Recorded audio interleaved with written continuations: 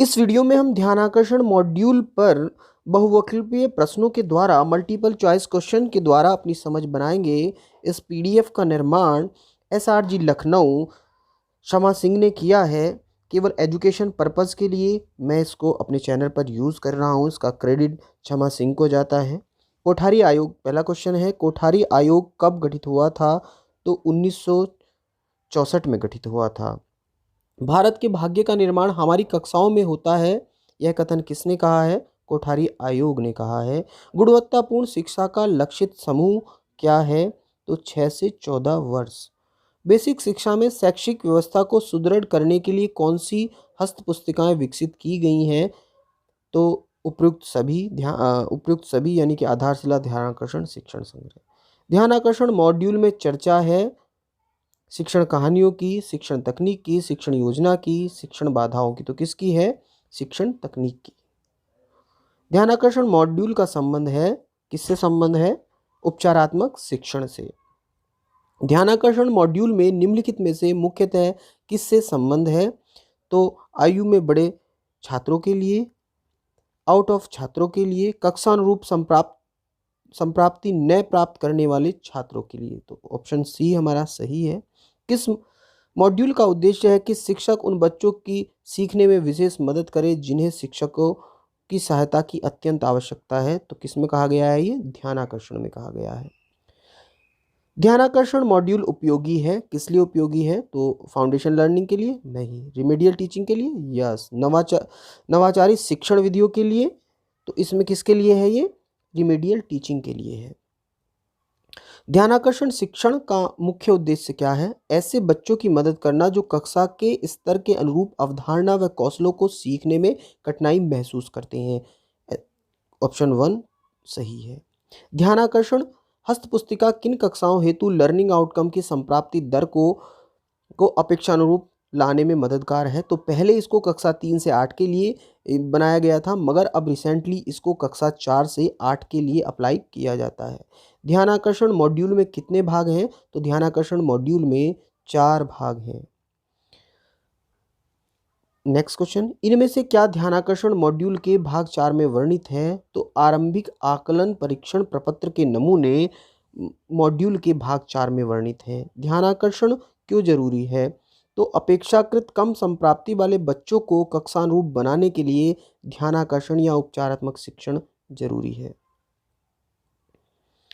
इसके बाद नेक्स्ट, शैक्षिक रूप से पिछड़ रहे हम बच्चे हमारे विद्यालयों से निराश ना हो, इसके लिए उचित तरीके हैं। एक से अधिक विकल्प चुन सकते हैं। शिक्षकों द्वारा कुछ खास तकनीकों का प्रयोग कर ध्यानाकर्षण करने से यह संभव है, सही है। शिक्षकों व अभिभावकों द्वारा ऐसे बच्चों का सामान्य बच्चों की अपेक्षा अधिक सहयोग करने से यह संभव है। तो ये ऑप्शन ए और बी दोनों सही है। ध्यानाकर्षण शिविर में समुदाय का सहयोग लेना चाहिए। तो इसमें है हाँ, उनके अनुभव का लाभ बच्चों को मिलेगा। हाँ, इससे विद्यालय में समुदाय की सहभागिता बढ़ेगी। तो विकल्प बी और सी, जो इसमें विकल्प डी सही है, यानी कि बी और सी सही है, तो इसलिए डी सही है। हमारे यहाँ कमज़ोर बच्चे आते हैं का मतलब है, यह एक क्या है? एक भ्रांति है। बच्चों में अपेक्षित संप्राप्ति न होने का प्रमुख कारण है, एक से अधिक विकल्प सही हो सकते हैं। माता पिता की शैक्षिक स्थिति, ज्ञानेंद्रियों के आंशिक विकार, कलहपूर्ण पारिवारिक वातावरण। तो उपयुक्त तीनों सही हैं।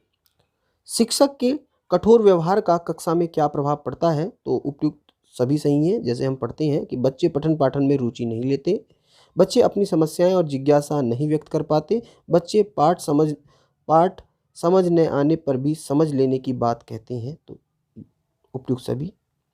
एक अच्छे अध्यापक की शिक्षण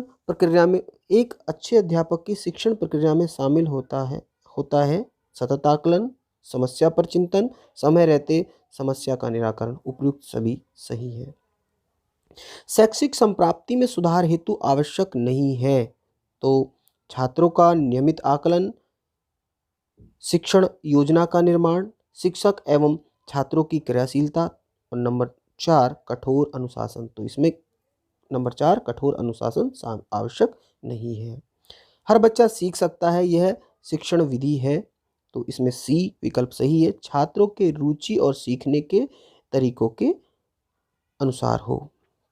कक्षा शिक्षण के दौरान शिक्षक को चाहिए कि वे बच्चों को ध्यानपूर्वक सुने, उनके अच्छे कार्यों की सराहना करें, उनका सतत अवलोकन करें। तो उपयुक्त सभी।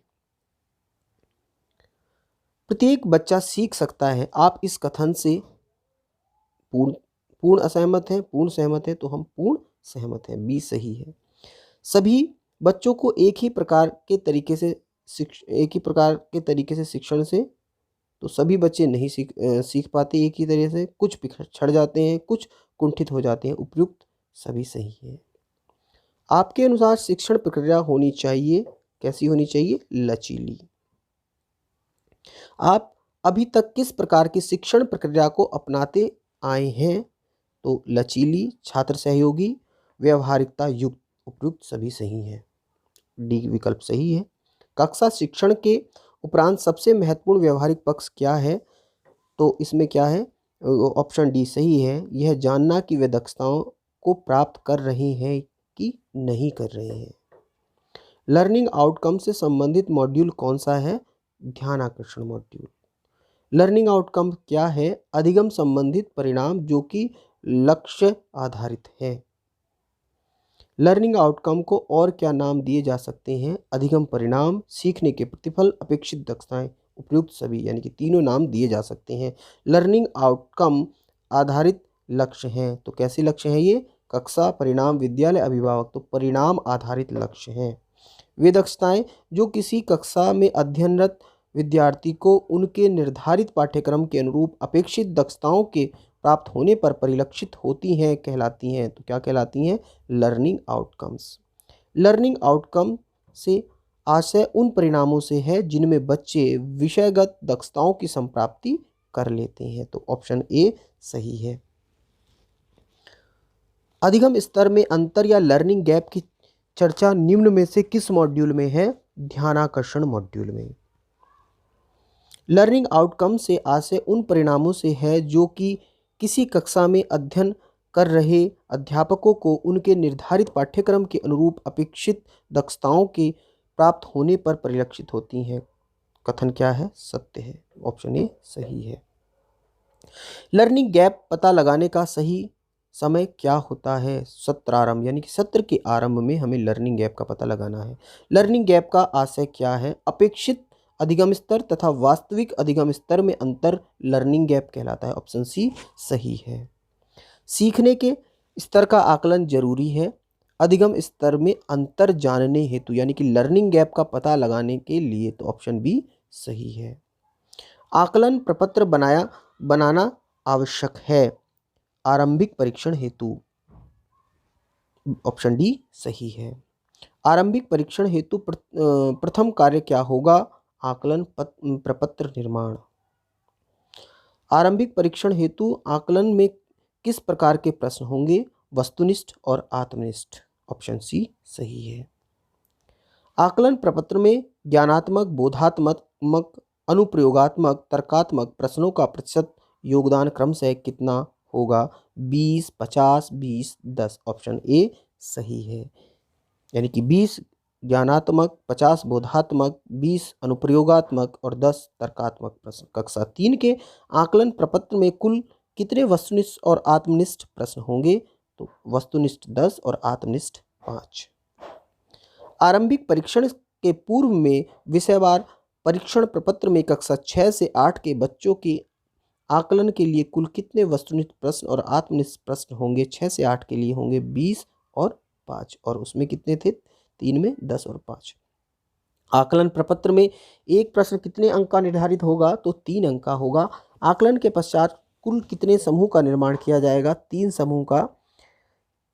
एक शिक्षक के रूप में आप बच्चे की शैक्षिक प्रगति का आकलन शिक्षण के दौरान सतत रूप से कैसे करते हैं? प्रतिदिन करते हैं।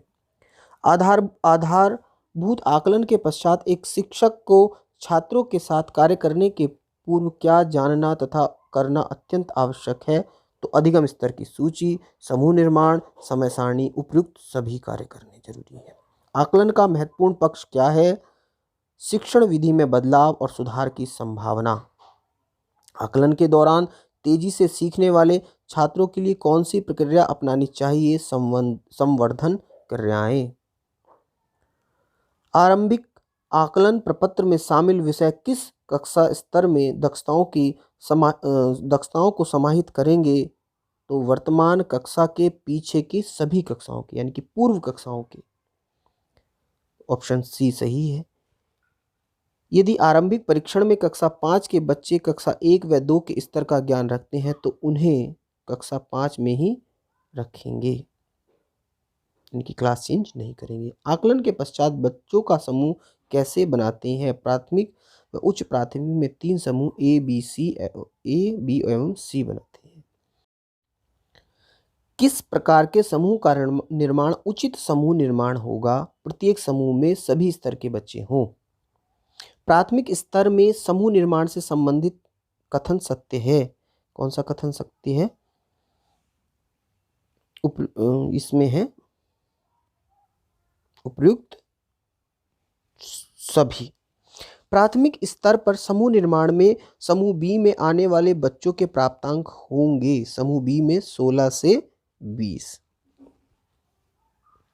समूह 2 में इस समूह के बच्चों के साथ चिन्हांकित लर्निंग आउटकम पर कार्य करेंगे 4 से 5। शिक्षण कार्य की पूर्व तैयारी में क्या होना आवश्यक है? अधिगम स्तर सूची, समूह निर्माण, लर्निंग आउटकम की सूची और समय सारणी, यह होना आवश्यक है। ध्यानाकर्षण शिविर की अवधि कितने दिनों की होगी? 50 दिवसीय। ध्यानाकर्षण शिविर में प्रतिदिन एक विषय पर कितना कार्य करना है? 1 घंटा। ध्यानाकर्षण शिविर का आयोजन किया जाएगा विद्यालय स्तर पर। ध्यानाकर्षण शिविर में प्रतिदिन किन किन विषयों पर कार्य होंगे? तो ध्यानाकर्षण शिविर में हिंदी, अंग्रेजी, गणित, विज्ञान, मगर अब ध्यानाकर्षण कार्यक्रम में किन पे होगा? हिंदी और गणित पे होगा। पहले इन सब्जेक्ट पे होना था। ध्यानाकर्षण शिविर के शिक्षण कार्य में शामिल है चुने हुए लर्निंग आउटकम्स। ध्यानाकर्षण शिविर के दौरान नहीं किया जाता तो छात्रों में भिन्नता नहीं की जाती। 50 कार्य दिवसों के ध्यानाकर्षण शिविर के दौरान शिक्षकों द्वारा जिन बिंदुओं पर का ध्यान रखकर शिक्षण कार्य किया जाना है निम्न है, तो यह उपयुक्त सभी हैं। शिक्षण योजना का निर्माण, बच्चे के अधिगम स्तर का आकलन, सूची बना ले कि लर्निंग आउटकम यानी कि प्रेरणा सूची, तो उपयुक्त सभी। कक्षा 5 के बच्चों का आरंभिक परीक्षण करने पर जो बच्चे कक्षा 1 और 2 के लर्निंग आउटकम स्तर पाए जाते हैं उनका शिक्षण कैसे किया जाएगा? पहले ध्यानाकर्षण शिविर में। ध्यानाकर्षण शिविर साप्ताहिक शिक्षण की योजना कितने सप्ताह में विभाजित है? तो 7 सप्ताह में विभाजित है। ध्यानाकर्षण शिविर के प्रथम सप्ताह में कक्षा शिक्षण के लिए किस चयनित तकनीक को लागू करेंगे? संसाधनों से पूर्ण कक्ष का निर्माण, बैठक व्यवस्था प्रबंधन और रोचक प्रस्तावना, यानी कि पहली 3 जो तकनीक है उनका इस्तेमाल करेंगे। ध्यानाकर्षण शिविर के प्रत्येक सप्ताह में किन तकनीकों गतिविधियों की पुनरावृत्ति अवश्य होगी? आप एक से अधिक विकल्प चुन सकते हैं। रोचक प्रस्तावना, प्रश्न पूछना, बैठक व्यवस्था, TLM का प्रयोग, इनकी पुनरावृत्ति होगी।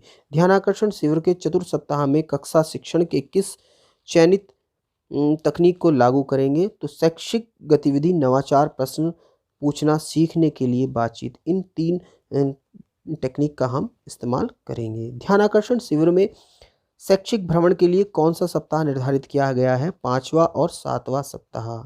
ध्यानाकर्षण शिविर के 7वें सप्ताह में कौन सी शिक्षण तकनीक शामिल नहीं है? सीखने के लिए बातचीत।